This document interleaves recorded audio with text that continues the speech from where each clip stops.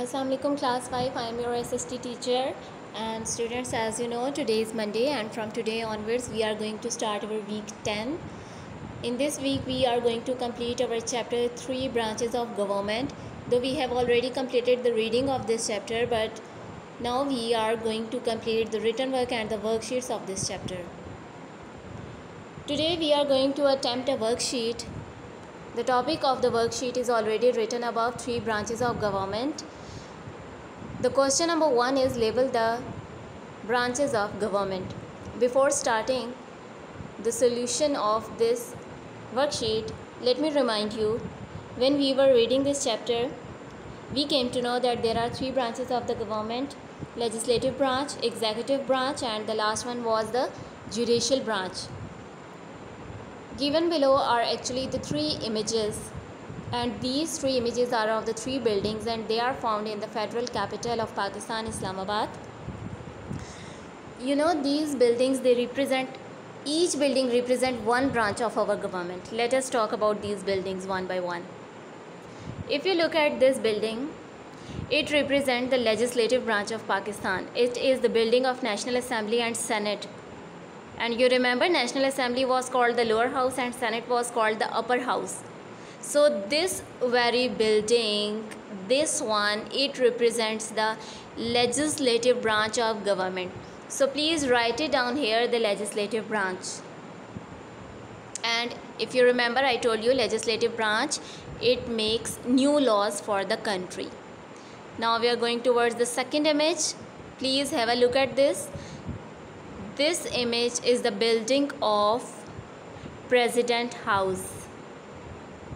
And if you remember correctly, I told you that president is the head of the state, and he is the most powerful person, and he belongs to the executive branch of government. So here on the blank you will write executive branch, and in the bracket you will mention President House. Now we are going towards the third image. If you look at it, students, this is the image of Pakistan's Supreme Court building. And you remember the courts, they are the part of the judicial branch of government, and their job is to check if the laws are according to the constitution or not. And this very building is the picture of Supreme Court of Pakistan. So here in the blank you will mention judicial branch, and in the bracket you will write Supreme Court of Pakistan. Question number 2 is fill in the blanks with necessary information. First of all, we are going to talk about Senate. We have discussed all these things. It is the dash house. It is the upper house. Members are elected by, if you remember carefully, or if you remember it properly, we said that the members of the Senate, they are elected by the members of the provincial assemblies. All the provinces are dash represented. All the provinces are equally represented in Senate. Members of Senate are called senators. Now we are going towards the part where they have discussed the National Assembly. It is the lower house. Members are elected by the general public. Representatives are elected on the basis of votes of the people, because whenever it is general election in the country, people go to the polling station, they vote for the representative, and then they elect their representative for the National Assembly.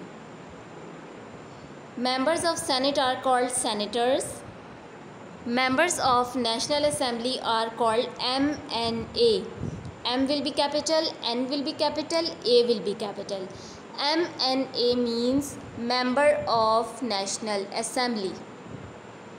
And the last one is there are reserved. Reserved mean only for the people.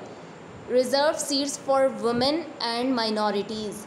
So there are seats in National Assembly only for women and for minorities.